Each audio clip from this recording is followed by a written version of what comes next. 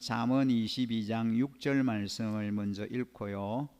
그리고 에베소서 6장 4절 말씀을 또 같이 읽도록 하겠습니다. 먼저 잠언 22장 6절 말씀, 한 절 말씀 같이 읽겠습니다.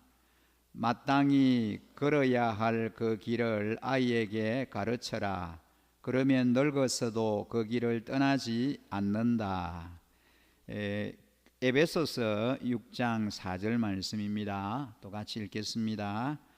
또 아비된 이 여러분, 여러분의 자녀를 노엽게 하지 말고 주님의 훈련과 훈계로 기르십시오. 아멘. 오랜만에 수요 기도회에 말씀을 전하게 되었습니다. 우리 박수목 목사님 부부는 목회자 컨퍼런스에 지금 참여를 하고 있습니다. 그동안에는 제가 참석을 계속 했기 때문에 교회를 지키고 또 말씀 사역을 위해서 박수목 목사님 부부가 참석을 못했었는데 이번에는 박 목사님 부부가 참석을 하게 되었습니다. 원래 이 목회자 컨퍼런스는 1년에 2번씩 5월에 한 번, 10월에 한 번 전국적으로 모입니다. 한 1200여 명, 참 많이 모이죠. 목회자들 그 컨퍼런스나 세미나에 그렇게 많이 모이는 그런 그 집회가 잘 없습니다.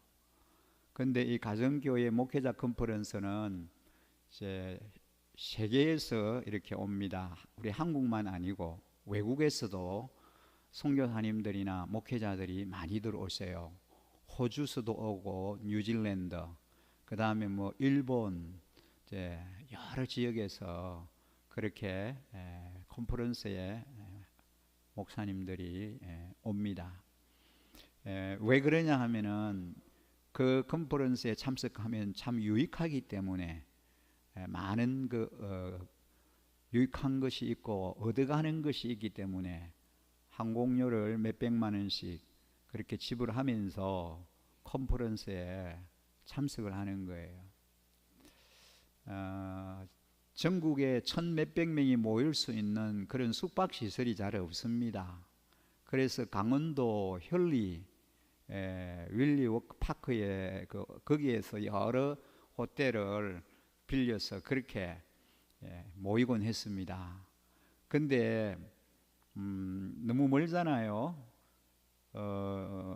우리 부산도 그렇고 이제 그곳까지 가기가 너무 멀어서 올해부터는 이제 문경에 있는 그 중간 지점쯤 되지 않습니까? 문경에 있는 이제 그곳에서 나누어서 지난 주간에 한 주간, 이번 주간에 한 주간 이렇게 나누어서 모임을 갖습니다. 한꺼번에 하면은 수용이 안 되기 때문에 저 경기도 쪽에, 서울 경기도 쪽에 있는 분들은 지난 주간에 했고요. 그 다음에 이제 그 밑에 있는 분들은 이번 주간에 하고 그렇게 나누어서 하게 됩니다.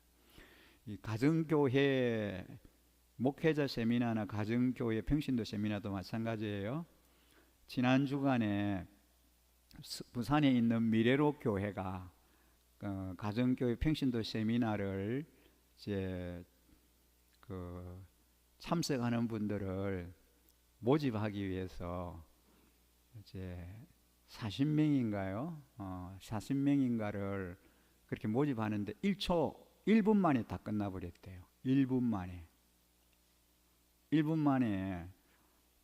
그 1분 안에 접속해서 그렇게 이제 하신 분들은 가능했고 그 외에는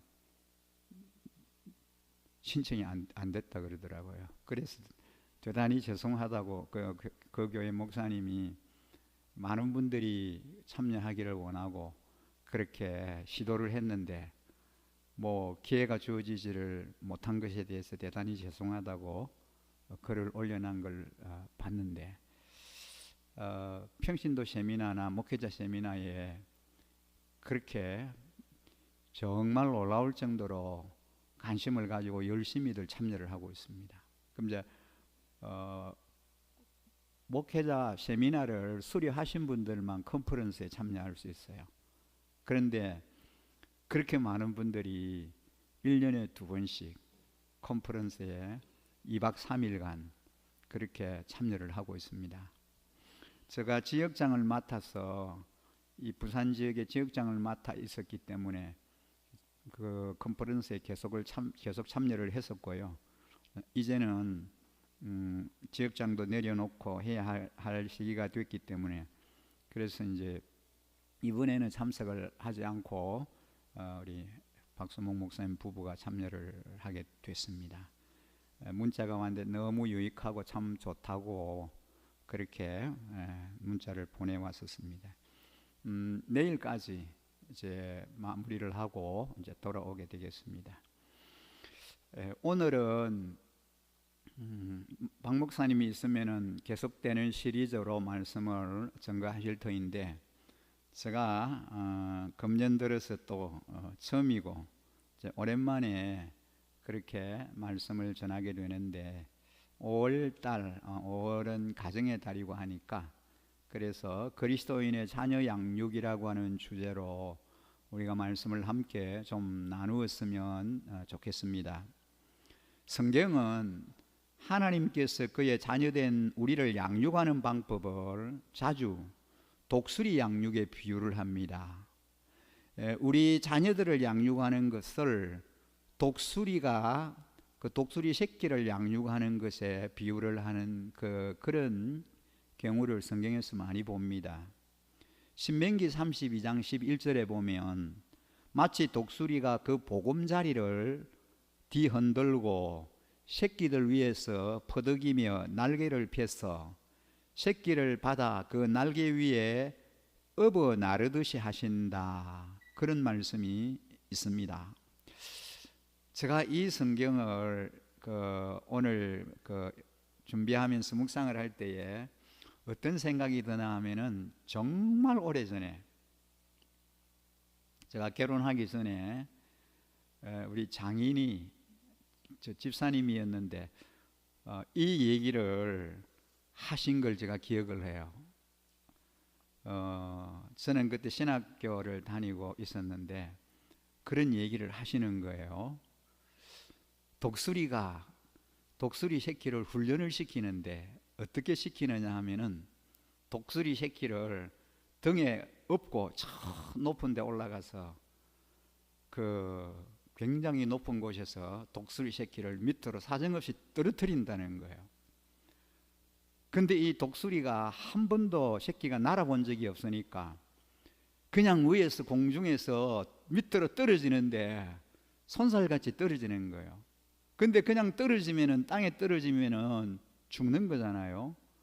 죽지 않기 위해서 그냥만 날갯짓을 퍼덕이면서 그렇게 이제 날 수밖에 없다는 겁니다. 그렇지만 한 번도 날아본 적이 없으니까 결국은 퍼덕이지만은 못 나는 거예요. 그때 이제 이 새끼가 땅에 떨어질까 말까 하면 어미새가 손살같이 날아와서 다시 그 새끼를 등에 탁 업어가지고 또 비상을 해서 저 높은 곳으로 올라가서 또 떨어뜨린대요. 그렇게 계속 반복을 해서 결국은 그 새끼 독수리가 제대로 날 수 있도록 훈련을 시킨다는 그런 얘기를 저한테 한번 들려주신 적이 있어요. 뭐 몇십 년 전 얘기겠죠. 거의 한 50년 정도 안 됐겠나 싶습니다. 근데 이 말씀이에요. 이 말씀. 그렇게 독수리를 새끼를 훈련을 시키는데 오늘 이 신명기 32장 11절의 말씀을 읽고 그렇게 얘기를 하신 것 같아요. 여기에 보금자리를 뒤흔든다라고 하는 말은 잠자는 아기 독수리를 깨운다는 뜻입니다. 아기 독수리의 어린 시절 부모 독수리는 아기 독수리를 둥우리에서 먹이고 재우다가 일정한 시간이 지나가면은 날개 위에 업어 나르기를 시작합니다. 다시 일정한 시간이 지나면 이제 하늘을 나는 훈련을 시작합니다. 보통 독수리 집 둥으리는 높은 산정 가까운 비탈 언덕에 위치를 하는 것이죠. 어느 날 부모 독수리는 아기 독수리를 깨워 그의 안전한 상징인 둥우리에서 데리고 나와 낭떠러지 비탈길에 섭니다. 그리고 바람 불기를 기다렸다가 아기 독수리를 날개 위에서 사정없이 떨쳐버리는 거예요.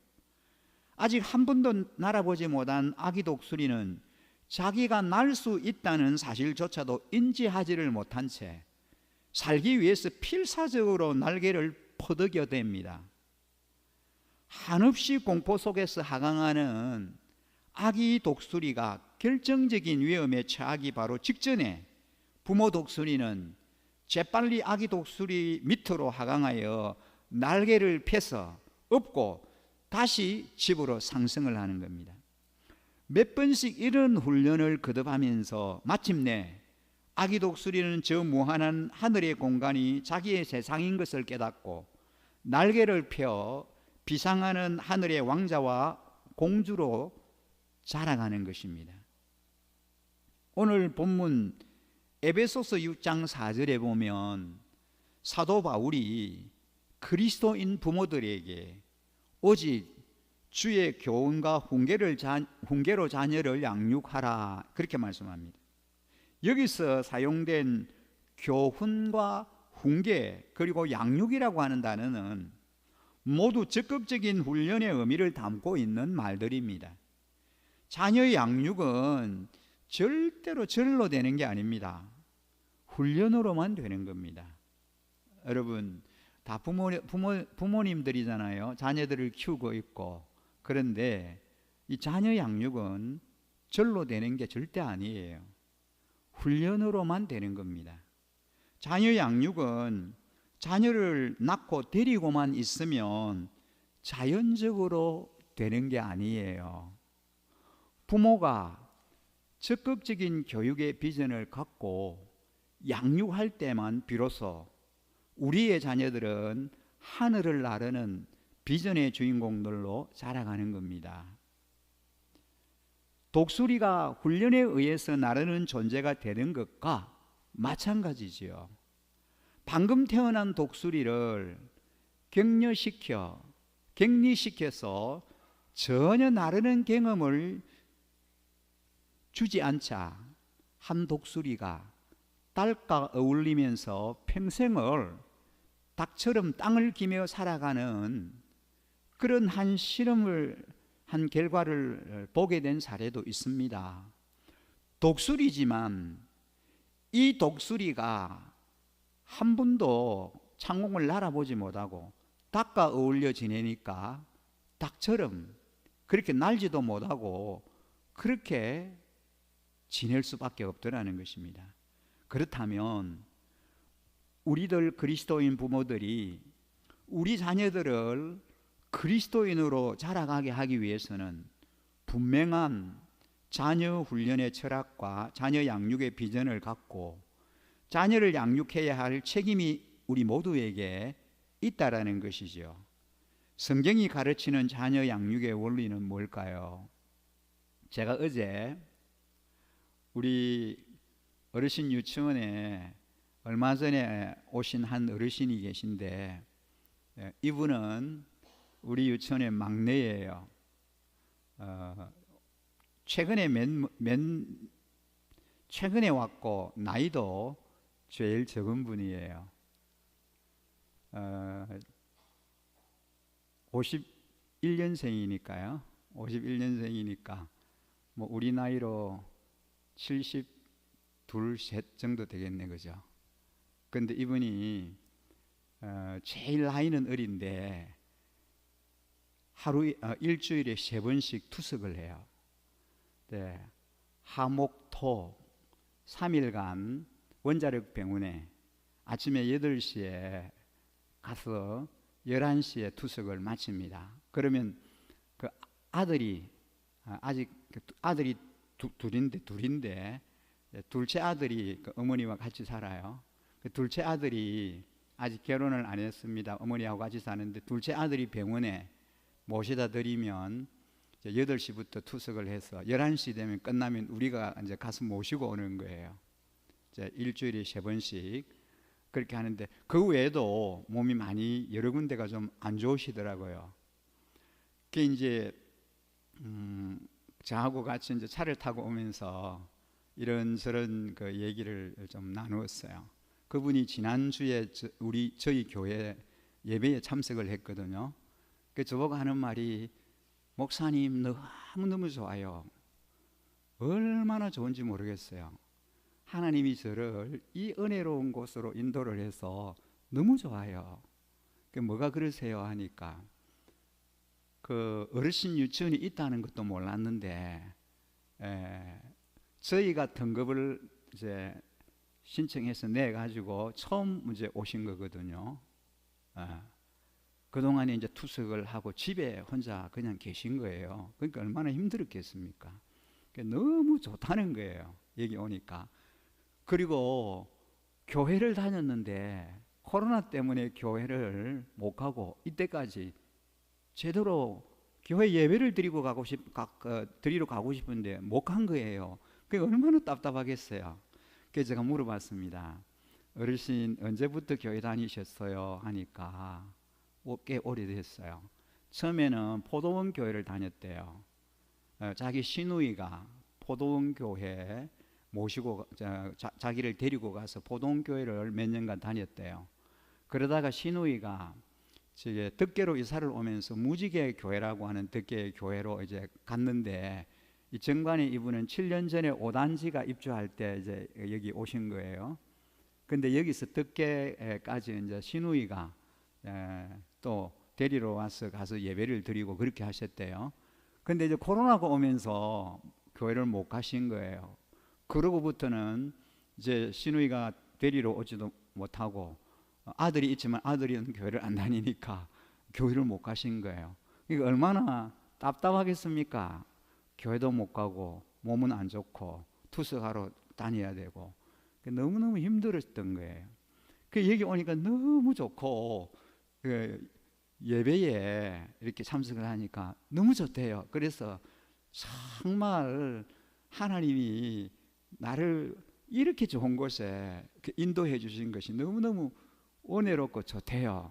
그래서 제가 오면서 그래 어르신도 아들이 둘인데 우리도 아들이 둘입니다. 그러면서 아들 둘이가 다 목사예요. 그래서 지난주 교회 예배를 드렸죠. 그 예배를 인도하고 설교를 한 그 목사님이 저 첫째 아들입니다. 그러니까 깜짝 놀라는 거예요. 그래서 어디서 많이 본 것 같기는 한데 목사님하고 닮아서 그러는가 보다 그러더라고요.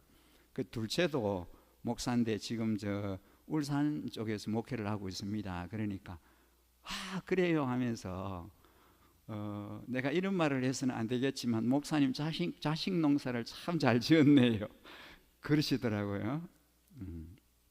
그러면서 이제 같이 이제 교제를 하고 대화를 하면서 왔는데 이제 그분이 우리 아들은 둘이 있는데 큰 아들은 저 김천에서 결혼해가지고 그렇게 사는데 교회를 안 다니고 저 둘째 아들도 교회를 안 다니는데 참 그 마음이 아프고 안타깝다고 그렇게 이 얘기를 하더라고요.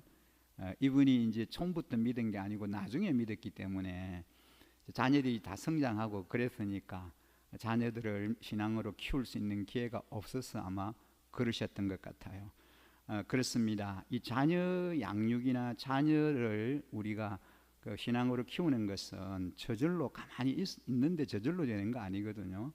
정말 자녀들을 훈련하고 자녀를 믿음으로 키우기 위해서는 엄청난 그런 대가 지불이 필요하다라는 것입니다. 이제 우리 성경에도 보면은요 그렇게 말씀하고 있잖아요. 우리 그리스도인 부모들이 자녀들을 믿음으로 키우기 위해서는 분명한 자녀 훈련의 철학과 자녀 양육의 비전을 반드시 가져야 합니다. 그 아버지가 양육에 궁극적인 책임을 져야 한다라고 성경에 말씀하거든요. 오늘 에베소서 본문 그 6장 4절에 보면 그렇게 말씀하잖아요. 아비들아, 그렇게 말씀합니다. 아비들아라고 하는 말씀으로 시작이 됩니다. 왜 어미들아 하지 않고 아비들아 그렇게 했을까요? 이 어미들은 자녀 양육에 책임이 없다는 말입니까? 그렇지 않습니다. 옛날이나 이제나 자녀들과 더 많은 시간을 보내는 것은 어머니들이에요. 그래서 자녀들이 아버지보다는 어머니를 먼저 찾잖아요. 저희 집에도 아들 둘이 저한테는 별로 전화를 안 해요. 저를 잘 안 찾아요. 근데 전화만 하면 엄마한테 해요. 무슨 할 얘기가 있거나 뭐 필요한 것이 있으면 절대로 저한테 전화를 안 하고 엄마한테 하는 거예요. 예. 좀 제가 많이 좀 서운하긴 하지만 뭐 어쩔 수가 없어요. 그래서 이 자녀들은 어머니하고 엄마하고 늘 가깝잖아요, 그죠? 당연히 그렇습니다. 우리는 아주 자연스럽게 자녀 양육의 책임이 어머니에게만 있다, 그렇게 인식을 하기가 쉽습니다. 그래서 아이들을 왜 그렇게 키웠냐고 이런 얘기를 하는 거예요. 어머니에게 모든 책임이 있는 것처럼 아이들이 뭔가 좀 잘못되거나 이러면은 나무래거나 책망을 합니다. 어머니에게 충고하는 거예요. 어머니에게만 책임이 있는 것처럼 그 아버지들이 그렇게 하는 경우들이 참 많습니다. 그런데 성경은 이런 전통적인 인식의 패러다임을 깨고 자녀 양육의 궁극적인 책임이 아비에게 있다, 그렇게 가르치는 거예요. 성경의 교훈처럼 하나님이 한 가정에서의 지도력을 가장들에게 주신 것이라면 자녀 양육을 포함하여 가정에서 일어나는 모든 일의 궁극적인 책임이 리더인 아비에게 있을 수밖에 없습니다. 그러니까 자녀 교육의 책임은 철저히 아버지에게 있는 거예요. 어머니에게 있지 않습니다. 그렇다면 우리 아버지 여러분은 자녀 양육에 얼마나 진지한 관심을 갖고 기도하며 그리고 아내들과 협력을 하고 계시는지요? 자녀들과 시간을 보내기에는 너무 바쁘시지 않습니까? 그렇다면 여러분은 진정 너무 바쁜 것이지요. 그런데 묻고 싶은 것이 있습니다. 너무 바쁘고 시간을 낼 수가 없어서 자녀들을 못 돌보고 자녀들에게 시간을 투자하지 못한다, 그렇게들 얘기를 많이 하시는데 정말 여러분이 바빠하고 있으신 일들이 여러분의 자녀의 미래보다도 더 중요한 일들이냐라는 거죠. 요즘 자녀들은 우리 아빠는 나빠는 아니지만 바빠라고 말합니다. 너무 바쁘다고 하는 거예요. 우리 사회가 건강한 사회가 되려면 남자들이 직장 상관들이나 동료들에게 저녁이나 주말 시간을 함께 할 것을 요구받았을 때 난 오늘 저녁에 내 자녀들과 약속이 있습니다 라고 자연스럽게 거절할 수 있어야 합니다. 심리학자들은 오늘날 가정에서 일어나는 최대의 불행의 뿌리는 가정에서의 아버지 부재 현상이라 그렇게 지적을 합니다. 동성연애자, 자녀들과 알코올 중독자 자녀들의 가장 보편적인 원인은 아버지의 사랑을 받지 못한 때문이라는 것은 이제는 상식이 되어가고 있지만 이런 상식적 불행의 끝은 보이지 않습니다. 가정들의 붕괴가 로마 사회의 붕괴로 이어지는 심각한 징후를 절감하던 철학자 세네카라고 하는 사람은 당시 사회를 향하여 애국자들이여 가정으로 돌아가십시오, 그렇게 외쳤습니다. 제발 가정으로 돌아가십시오. 그러나 오늘 우리보다 구체적으로 아버지들이여 가정으로 돌아가십시오라고 외쳐야 하는 시대가 되었습니다. 근데 여러분, 요 한 3, 4년 전에 코로나가 오면서 많이 변화가 일어났잖아요. 그렇죠? 그래서 옛날에는 회식 문화 뭐 이런 것들이 있어서 남편들이, 아버지들이 집에 기부하는 시간들이 참 많이 늦었습니다. 자녀들하고 어울리거나 시간을 보낼 그런 여유가 없었어요. 근데 이 코로나가 오면서 그런 것들이 싹 없어졌잖아요. 그렇죠? 다 끝나면 빨리 집으로 돌아오게 되고 다른 곳에서 어울릴 수 있는 그런 여지가 없으니까, 그런 면에서는 이 코로나가 참 지대한 역할을 했다, 그런 생각이 들기도 해요. 아무튼 우리 아버지들이 가정으로 돌아가서 가족들과 자녀들과 함께 시간을 보내는 것, 그것이 참으로 필요한 것입니다. 한국의 아빠들에게는 세 종류가 있다, 그렇게 합니다. 첫째는 독수리 아빠, 두 번째는 기러기 아빠, 그리고 펭귄 아빠. 독수리 아빠는 언제나 자녀와 함께 있어주고 필요하다면 언제든지 자녀 곁으로 날아가는 아빠가 독수리 아빠고요. 기러기 아빠는 1년에 가까스로 두세 번 자녀에게 얼굴만 보여주는 그런 아빠랍니다. 그런데 펭귄 아빠는 아예 아내와 자녀들에게서 단절되어 팽당한 아빠들이라고 합니다. 여러분은 어떤 아빠이십니까? 제발 독수리 아빠가 되셔야 되겠습니다. 부모는 자녀를 노엽게 하는 일을 해서는 안 되죠. 본문 4절에서 바울 사도는 아버지 된 이 여러분, 자녀를 노엽게 하지 말고 주님의 훈련과 훈계로 기르십시오, 그렇게 권면을 했습니다. 오늘날의 젊은이 세대를 가르쳐 성난 세대라고 표현하는 작가가 있었습니다. 저는 오늘날 이 성난 세대를 만든 책임은 전적으로 부모에게 있다, 그렇게 생각합니다. 왜 우리의 자녀들이 그렇게 성난 상태가 되어 있습니까? 그것은 다양한 원인들이 있을 수 있습니다. 그러나 가장 보편적인 원인들을 지적할 수 있다면 저는 한 세 가지 정도로 지적을 하고 싶은데요. 방임과 과잉 보호와 과잉 징계라고 봅니다. 방임, 과잉 보호, 과잉 징계, 이 세 가지입니다.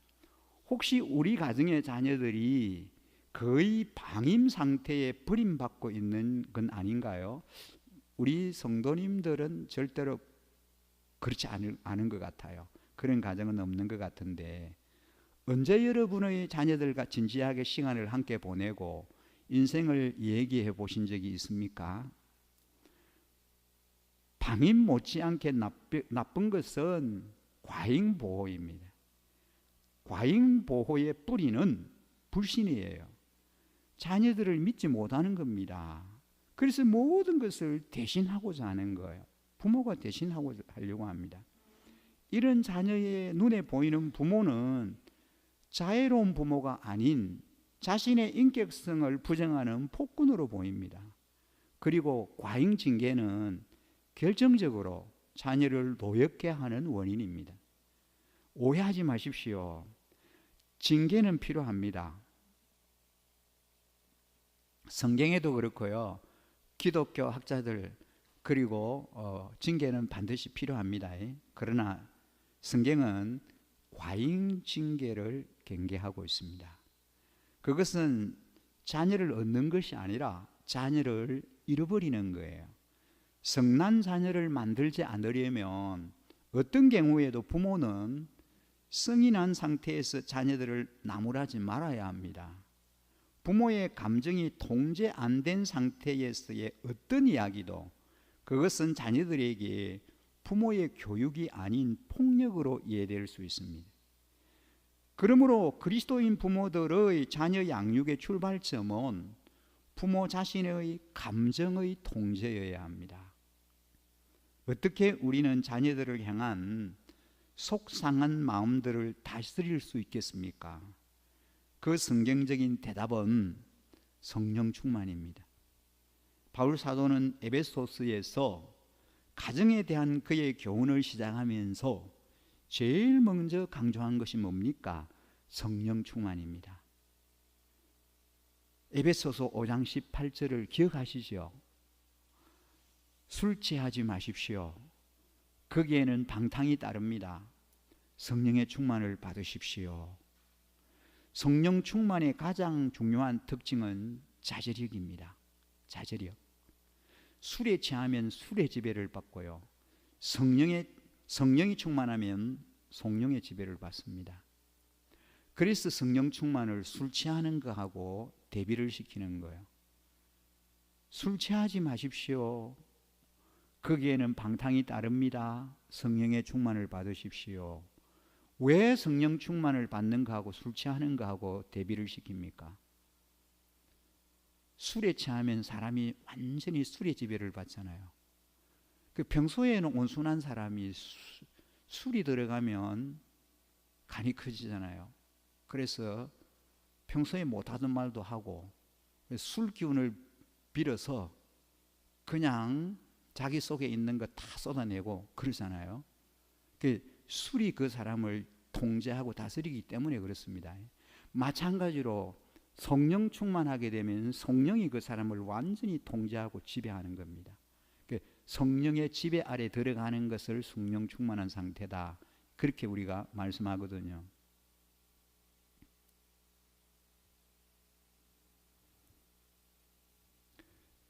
부모의 감정이 다스려지지 못한 상태는 마치 술 취함과 같습니다. 변덕스러운 부모의 감정의 분출을 목격할 때마다 자녀들은 깊은 내적인 혼란과 분노를 경험하게 됩니다. 그러므로 성경적인 자녀 양육을 원하신다면 먼저 성령 충만함을 구하셔야 됩니다. 자녀들로 인해 속상한 상태가 혹 있습니까? 자녀들이 애를 먹이고 자녀들 때문에 속이 상하고 너무 힘들고 괴롭고 그런 때가 혹 계시지요. 여러분, 그런 상태에서 입을 여시면 안 됩니다. 먼저 엎드려 기도를 하셔야 돼요. 성령 충만을 구하셔야 합니다. 성령의 지혜를 구하셔야 합니다. 그것이 성경적 자녀 양육의 시작입니다. 부모는 자녀의 가치관으로 양육을 해야 합니다. 사도 바울은 오늘의 본문에서 주의 교양과 훈계로 양육하라 그렇게 가르쳤잖아요. 교양이라고 하는 단어는 예방적인 행위를 강조하는 단어라면 훈계는 치료적인 언어를 가르치는 말입니다. 행위와 말이 주의 뜻에 합당하도록 양육해야 한다는 것이죠. 그리고 그리스도인 부모들 또한 주님이 기뻐하시는 행위와 말을 매개체로 자녀를 가르쳐야 합니다. 어떻게 주님이 기뻐하시는 행위로 가르칠 수 있을까요? 무엇보다도 부모 자신이 모범을 보이시는 일입니다. 자녀 교육은 절대로 잔소리가 아닙니다. 잔소리를 많이 한다고 교육을 바로 시킬 수 있는 거 아니거든요. 자녀들이 진지한 믿음의 삶을 살기를 소원하신다면 부모가 먼저 진지한 믿음의 삶에 모범을 보이셔야 합니다. 여러분, 자녀들은 보고 배운다고 지난번에도 제가 늘 말씀했잖아요. 그죠? 보고 배우는 거예요. 우리 가정교회의 그 교육의 원리는 가르치는 것보다도 본을 보이는 겁니다. 목자 목녀가 목원들에게 다 이렇게 본을 보이잖아요. 이렇게 하는 거다 하고 이렇게 보여주잖아요. 그죠? 그걸 보고 배우는 거예요. 아, 우리 목자 목녀님이 저렇게 하구나. 아, 그런 거구나. 늘 보면서 그것이 몸에 배이는 거예요. 그럼 나중에 그분들이 예비 목사가 되고 목녀가 되면 똑같이 하는 거예요. 그 예수님의 교육의 방법도 본을 보이는 교육이었습니다. 모델이 돼 본을 보이고 그렇게 삶으로 주님이 그렇게 본을 보이셨어요. 삶으로 주님이 그렇게 살아내셨습니다. 그 주님의 삶을 보고 제자들이 3년 6개월 동안 그림자처럼 따라다니면서 배웠잖아요. 그리고 나서 예수님처럼 그렇게 제자들이 세상에 나아가서 그렇게 삶으로 살아냈잖아요. 마찬가지입니다. 우리 성경적 자녀 교육의 원리도 마찬가지입니다. 부모가 본을 보여야 합니다. 부모가 기도의 본을 보여야 되고, 말씀 읽는 본을 보여야 되고, 하나님 앞에 경건하게 예배하는 예배의 본을 보여야 하고. 그래서 여러분, 우리가 세대 통합 예배를 왜 드립니까? 부모님들과 더불어 자녀들이 함께 예배를 드리면서 우리 아빠 엄마가 저렇게 정말 간절히 하나님 앞에 예배를 드리고, 저렇게 간절히 기도를 하고, 정말 최선을 다해서 하나님을 찬양하고, 저렇게 경건한 모습으로 하나님 앞에 예배를 드리는구나. 자녀들이 보고 배우는 거예요. 지금 우리가 5, 6년 동안 세대 통합 예배를 드리면서 우리 자녀들이 계속해서 그 예배의 훈련이 되면서 이제는 이 예배가 우리 자녀들의 삶에 묻어나고 있지 않습니까? 놀래요. 다른 교회에 목사님들이 그런 얘기를 하면 깜짝 놀랍니다. 야, 그게 가능할까? 제가 얼마 전에 개척 설립 예배를 이제 노회장이니까 참여를 했어요. 여기 그 반유동에 있는 이제 그 교회예요. 한 1000여 명 정도 이렇게 해집하는 교회입니다. 그 목사님이 개척을 해가지고 열심히 전도를 하고 해서 교회가 많이 성장을 했습니다. 그 교회에 있던 부목사님이 이제 조금 떨어진 곳에 개척 설립 예배를 드렸는데, 그 목사님이 설교를 하더라고요. 담임 목사님이 설교를 하는데, 그분이 설교 중에 이런 얘기를 해요. 그 교회는 1년에 거의 한 달에 한 번 정도 전도 집회를 해요. 그래서 교인들을 초청해 가지고 그렇게 해가지고 교회가 많이 부흥을 했습니다. 열심히 전도 하니까 이분은 1년 내내 전도 설교밖에 안 해요. 본인이 그렇게 얘기를 하더라고요. 실제로 그렇게 하고요. 전도 설교만 하니까 이제 교회가 전도에 불이 붙어서 그렇게 이제 교회가 성장을 했습니다. 근데 지금 자기가 가슴을 치면서 후회하는 게 다음 세대를 교육을 못 시켰다는 거예요. 지금 와서 보니까 다음 세대 자녀들의 신앙 훈련을 놓쳤다는 거예요. 전도하는 일에만 열심을 하고 그 다음에 선교를 많이 했습니다. 선교를 많이 해가지고 학교도 많이 지어주고 교회도 많이 짓고 엄청나게 그렇게 많이 선교를 해요. 근데 자기가 지금 와서 가만히 보니까 제일 후회스러운 게 다음 세대 자녀들을 신앙으로 못 키웠다는 거예요. 지금 이제 해볼라 하니까 안 된다는 거예요. 성경을 묵상하게, 성경 암송하게 하고 막 이렇게 하는데 이게 본인의 생각만큼 안 된다는 거예요.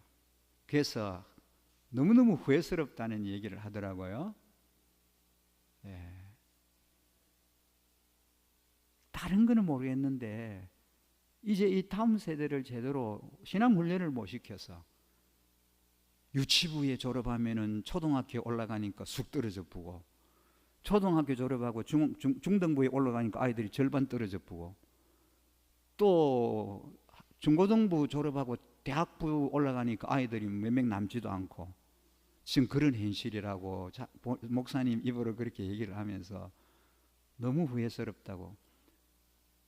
늦은 감이 있지만 지금이라도 다음 세대를 위한 교육을 시작하고 성경 암송도 시키고 막 이렇게 해보는데, 이걸 진작부터 했더라면 너무너무 지금 와서는 후회가 막심하다 하면서 그렇게 얘기를 하더라고요.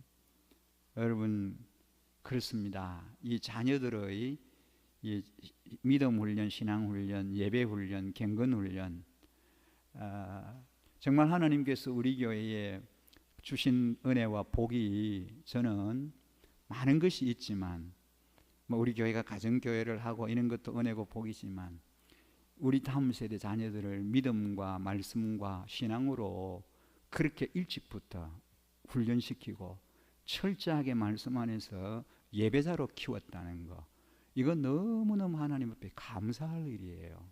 그래서 아이들이 어떻게 어른들하고 예배를 같이 드립니까? 우리 목사님들에게 그 얘기를 하면 본인들은 도저히 이해가 안 된다는 거예요. 그 유치부 아이들이, 어린 아이들이 어떻게 1시간 넘게 어른 예배에 그렇게 참여를 해서 예배를 드립니까? 그렇게 하는 거예요. 지금 세대 통합 예배를 막 하려고 하는 분들은 어떻게 하냐면 한 달에 한 번, 그것도 오후 예배 때 한번 해보는 거예요. 지금 그렇게 하고 있어요. 한 달에 한 번 정도 해보는 거예요. 그것이 정말 가능할까 싶으니까 주일 낮 예배는 못하고 오후 예배 때 한 번씩 하면서 온 세대가 함께 예배드리는 그런 시도를 하고 있습니다.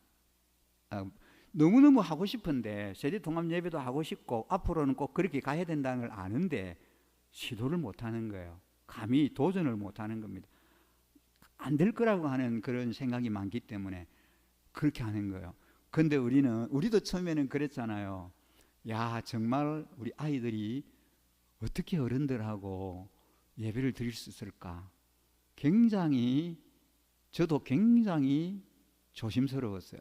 과연 될까? 가능할까? 근데 우리는 꾸준하게 그렇게 시도를 해서 이제는 완전히 제 몸에 배었잖아요. 그죠? 우리 자녀들이 그냥 어련히 학생 예배 드리고 유치부, 초등부, 청소년부 예배 드리면, 초등부 예배 드리면 부모님들하고 세대 통합 예배 올라와서 같이 예배 드리는 걸로, 이게 이제 몸에 배어 있습니다. 그러니까 유치부 졸업하고 초등부 올라가면서 아이들이 떨어지는 그런 현상도 없고요. 초등부 졸업하고 중고등부 올라갔다고 해서 아이들이 예배 나오지 않고 떨어지는 그런 염려도 없고, 얼마나 감사한지 모르죠. 그렇습니다. 정말 이것은 우리 어른들이 자녀들에게 본을 보이는, 삶으로 본을 보이고 예배로 본을 보이고, 참 그렇게 사모함과 간절함을 가지고 예배하는 모습들을 우리 자녀들이 보면서 그냥 그대로 닮아가는 거예요. 그게 너무 중요하다는 것이죠. 행위와 말이 주의 뜻에 합당하도록 양육해야 한다는 것입니다. 그리고 그리스도인 부모들 또한 주님이 기뻐하시는 행위와 말을 매개체로 자녀를 가르쳐야 하는 것이죠. 어떻게 주님이 기뻐하시는 행위로 가르칠 수 있을까요? 무엇보다도 부모 자신이 모범을 보이시는 일입니다. 자녀 교육은 결코 절대로 잔소리가 아니라는 거예요. 자녀들이 진지한 믿음에 살기를 소원하신다면 부모들이 먼저 진지한 믿음의 삶의 본을 보이셔야 합니다. 여러분 자녀가 진정한 기도의 사람이 되기를 원하신다면 부모 자신이 먼저 진지하게 기도하는 사람이 되십시오. 자녀들이 정직한 사람이 되기를 원하신다면 부모 자신이 정직하게 사는 모범을 보이십시오. 자녀들은 부모의 앞에서만 배우는 것이 아닙니다. 부모의 뒷모습에서 오히려 더 많은 것을 배우는 겁니다. 다시 말하면 부모가 하는 것을 보고 배운다는 말입니다. 이것을 현대 교육에서는 역할 모범이라고, 모델링이라고 하는 겁니다. 그러나 동시에 성경은 진지한 훈계의 필요성을 강조합니다. 오늘날의 인본주의적 현대 교육은 거의 훈계를 가르치지 않습니다. 우리는 과도한 징계를 주의해야 하지만 인간의 부패성은 우리의 오류를 시정하는 진지한 훈계를 필요로 함을 기억해야 합니다. 우리는 부모로서 먼저 성경이 가르치는 가치관을 익숙하게 내면화시켜야 합니다. 그리고 동일한 가치관을 매우 일관성 있게 자녀들과 나누고 말과 행동으로 가르쳐야 합니다. 그때 비로소 우리는 우리의 자녀들이 주의 교양과 훈계로 자라나고 있다고 고백하게 될 것입니다.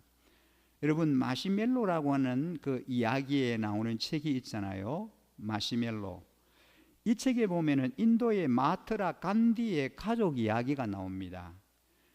간디의 중요한, 그 집안의 중요한 가치관이 뭐냐 하면은 정직이에요. 정직. 한날 이 간디의 손자 아룬이 아버지 심부름으로 자동차 정비소에 가서 차를 수리하게 됐습니다. 아버지와 오후 5시까지 아버지 사무실에서 돌아오기로 약속을 했는데 정오에 도착한 그에게 너무 많은 시간이 남아서 동시상영 2편 하는 영화관에 들렀다가 아버지 사무실에서 만나기로 한 시간을 넘겨 6시 5분에 아버지 사무실에 도착을 했습니다. 그때 아버지가 물었습니다. 왜 늦었느냐고 물었습니다. 응급결에 차 수리가 늦었습니다. 그렇게 대답을 했습니다. 이때 이미 아버지는 정비소에 전화를 하여 언제 정비가 끝났는지를 다 알고 있었습니다. 아들의 말을 들은 아버지는 잠시 묵도한 후에 알았다. 너는 내 차를 타고 집으로 돌아가거라. 나는 집에까지 걸어가겠다. 아버지가 그렇게 말하는 거예요. 사무실에서 집까지는 15km 정도 되는 거리였습니다. 15km를 아버지가 걸어가겠다는 겁니다. 아니 왜요? 묻는 아들을 바라보면서 아버지는 침착한 음성으로 이렇게 말을 했다고 합니다. 내가 얼마나 나의 자녀들을 잘못 교육했는지를 반성할 필요를 느꼈기 때문이다. 아들아, 나를 용서해다오. 나는 걸어가며 정직의 교훈을 묵상해야 하겠다. 아버지가 그러는 거예요. 그날 이후에 이 간디의 손자 아룬은 어떤 교훈을 배웠을까요? 일생을 통해 그날 이후 그는 다시는 거짓말을 안 했다고 합니다. 이것이 바로 가치관의 교육입니다. 부모는 자녀를 떠나보낼 줄 알아야 합니다. 오늘 우리가 함께 읽은 잠언의 말씀은 우리가 자녀 양육에서 언제나 자녀의 떠남의 순간을 염두에 두고 교육할 필요를 가르칩니다. 여러분 다시 한번 볼까요? 잠언 22장 6절 우리가 잘 아는 말씀입니다. 마땅히 걸어야 할 그 길을 아이에게 가르쳐라. 그러면 늙어서도 그 길을 떠나지 않는다. 아이가 어떻게 살아야 할지, 어떻게 행하여야 할지를 가르쳐라. 어릴 때부터 열심히 철저히 가르쳐라. 그러면 늙어서도 그 길을 떠나지 않는다.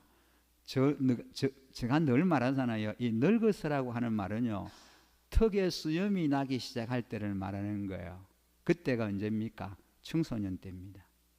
마땅히 행할 길을 어릴 때 그 아이에게 잘 가르쳐 놓으면 청소년이 되어도 그 아이는 절대로 그 길을 떠나지 않는다는 거예요. 청소년 때 안 떠나면은 뭐 청장년 나중에는 당연히 안 떠나는 거잖아요. 이 말씀은 자녀 양육의 여러 가지 교훈을 가르칩니다. 우선 이 말씀은 우리 부모들의 자녀 양육의 진정한 결과는 그들이 부모의 품을 떠나 사회로 들어갔을 때 그들이 어떻게 사느냐로 검증될 것임을 시사하는 말씀입니다. 그러나 더 중요한 의미는 우리 번역에는 이런 뜻이 선명하게 나타나 있지 않지만 본래의 뜻은 자녀들에게 그가 마땅히 행할 길을 가르치라 라는 말씀입니다. 자녀의 인생을 부모가 대신 살아줄 수는 없습니다. 그들은 그들 자신의 인생을 살아야 합니다. 그렇다면 우리의 자녀들이 주께로부터 받은 재능과 은사를 개발하여 하나님이 그들의 미래를 위해 준비하신 그 인생을 살아가도록 격려하고 떠나보내 주어야 한다는 겁니다. 부모의 못다 이룬 인생을 자녀들에게 강요하지 마십시오. 자녀들은 부모의 소유물이 아니거든요. 그들은 그들 나름대로 살아야 할 그들의 인생이 기다리고 있습니다. 할 수 있는 최선을 다하고 어느 날 미련 없이 떠나보내 주셔야 합니다.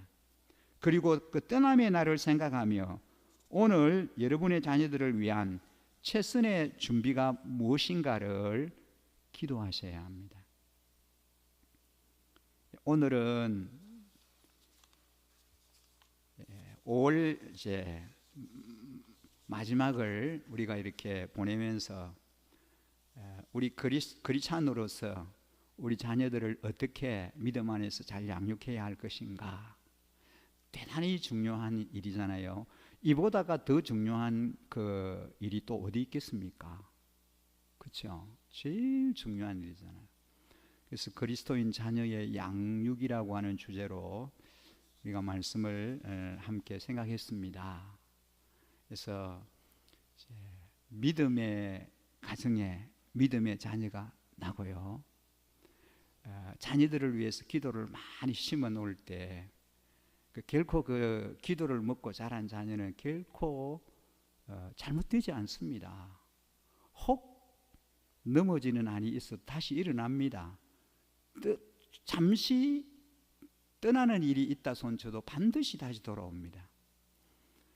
그래서 우리에게 주신 너무나 소중한 귀한 보배, 보물, 자녀들이잖아요. 사랑하는 아들, 딸, 어떻게 믿음 안에서, 말씀 안에서 참 주님의 뜻대로 키워야 할 것인가, 어떻게 양육해야 할 것인가, 이것이 가장 중요한 우리의 과제이지 않습니까? 제가 생각할 때 우리 교회에 속하여 있는 우리 부모님들은 참 복이다, 그런 생각이 많이 들어요. 복 받으셨다는 그런 생각이 많이 듭니다. 왜요? 우리 교회는 그 자녀들 다음 세대 믿음으로, 참 기도로, 말씀으로 키우기 위해서 최선을 다하는 교회잖아요. 어제 오늘이 아니고 이미 오래전부터, 교회가 시작될 때부터 그런 비전과 꿈을 가지고, 우리가 예배당 건축하면서 제일 좋은 곳에 성교원 했잖아요. 성교원. 그 믿음으로 자녀들을 양육하기 위해서. 그렇죠? 많이 힘들었습니다. 한 달에 거의 400만 원씩 적자가 났지만 그래도 자녀들을 믿음으로 키우기 위해서 성교원을 운영을 했잖아요. 그 자녀들이 지금 가만히 보니까요, 그 6학년이 되고 5학년이 되고 4학년이 되고 지금 그렇더라고요. 이미 세월이 흘러서 다 믿음 안에서 잘 자라고 있지 않습니까? 그게 이제 정말 말씀 안에서 믿음으로 자녀들을 키우기 위해서, 다음 세대를 위해서 우리가 교회를 건축하면서부터, 또 교회를 시작하면서부터 그런 비전과 꿈을 가졌을 거예요. 거기에다가 또 하나님께서 가정교회라고 하는 그런 정말 오늘날 가장 성경적인 교회의 모델을 저희 교회에 허락을 하셔서, 조금 제가 시작하면서도 말씀을 드렸습니다마는 지금의 이 교회 운동의 대세가, 뭐 전에는 또 뭐 경배와 찬양, 그 다음에 또 여러 가지 그런 이제 운동들이 있었지만 지금은 가정교회가 대세입니다. 가정교회. 정말 그것은 성경으로 돌아가는 운동이거든요. 하나님의 교회를 말씀으로, 신약 교회 회복 운동이고 철저하게 말씀으로 돌아가는 그런 운동이거든요. 그러니까 갈수록 이 가정교회가 계속해서 확장이 되는 거예요. 세계적으로, 온 세계적으로 주님이 기뻐하는 일이기 때문에 그렇습니다.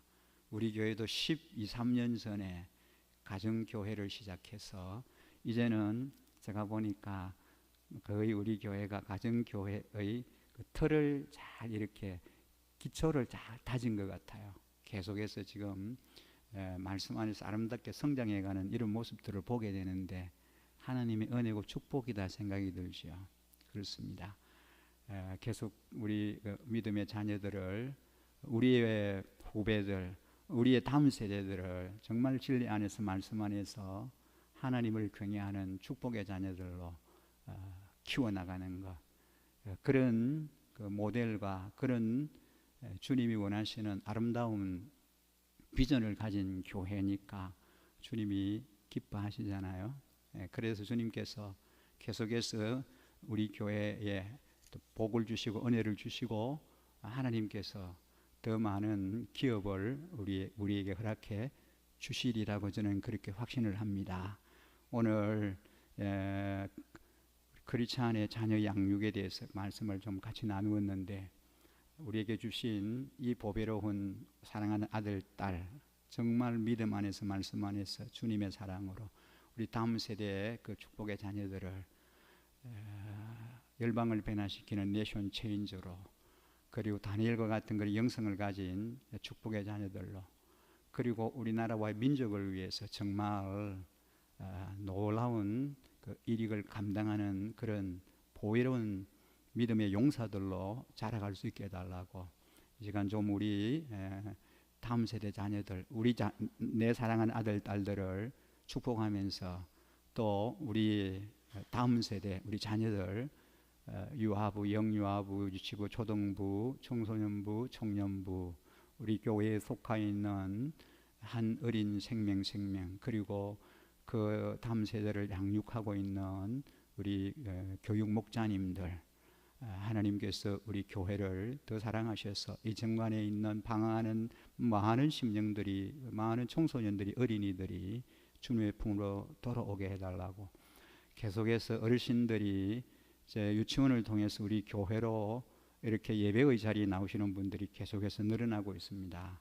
하나님께서 또 어르신들이 우리 유치원을 통해서 믿음을 회복하게 하시고, 교회 못 나가시다가 또 우리 교회로 이렇게 와서 예배드리고 또 기쁨을 회복하고 천국의 소망을 가질 수 있도록, 믿지 않는 분들이, 어르신들이 마지막 이제 인생의 최정점인데 예수님 영접하고 또 하나님 나라 갈 수 있도록 구원받는 역사가 우리 어르신 유치원을 통해서 많이 일어날 수 있도록 이 기도 제목 가지고 좀 합심해서 간절히 기도하시고, 또 성령 하나님 인도하시는 대로 우리의 기도 제목, 오늘 우리에게 감동 주시는 대로 기도 제목 가지고 합심해서 하나님 앞에 부르짖어 기도하시다가 자유롭게 돌아가시도록 하겠습니다. 함께 좀 간절히 하나님 앞에 주여 한번 부르고 기도하겠습니다. 주여! 아버지 하나님, 오늘도 우리에게 하나님 강력한 기도의 영을 부어주시기를 간절히 원합니다. 오 하나님, 강력한 성령의 이런 것임을 허락하여 주시고 은혜와 능력을 저희들에게 허락하여 주시기를 원합니다. 다음 세대 우리 자녀들을 하나님이여 믿음으로 키우게 하여 주시기를 원합니다. 아름다운 우리 다음 세대 하나님 자녀들을 우리 자녀들을 기억하게 하여 주시고, 이들에게 하나님의 꿈과 소망을 심어주시고 하나님의 나라를 하나님이 아름답게 열어가는 극방의 자녀들이 되게 하여 주시기를 원합니다. 오 할렐루야. 아버지 은혜를 나눠주시고 은혜를 나눠주시기 원합니다. 하나님 여기 아버지 원합니다. 아버지에게 아버지 하나님 믿음으로 들어가게 하여 주시기를 원하는 예배하는 하나님 하여 주시옵소서. 하나님 우리 하나님 하나님 예배를 위하여 기도합니다. 예배를 위하여 우리 받아드립니다. 아버지 우리 하나님 대답하여서 아름답게 하여 주시기를 원합니다. 양국 남은들이 되게 하여 주시옵소서. 하나님 우리 하나님을 좋아합니다. 이하나리이 하나님들이 하나님에게 의감이들을 가지고 살아가게 하여 주시옵소서. 아버지 하나님 의사들을 위하여 기도합니다. 의사들을 위하여 기도합니다. 하나님 이야기 하나님 하나님으로 우리를 도와여 주시옵소서. 우리를 도와여 주시기를 간절히 원합니다. 하나님 하나님 우리의 문을 들어오게 하여 주시옵소서. 의사들이 하나님을 위하여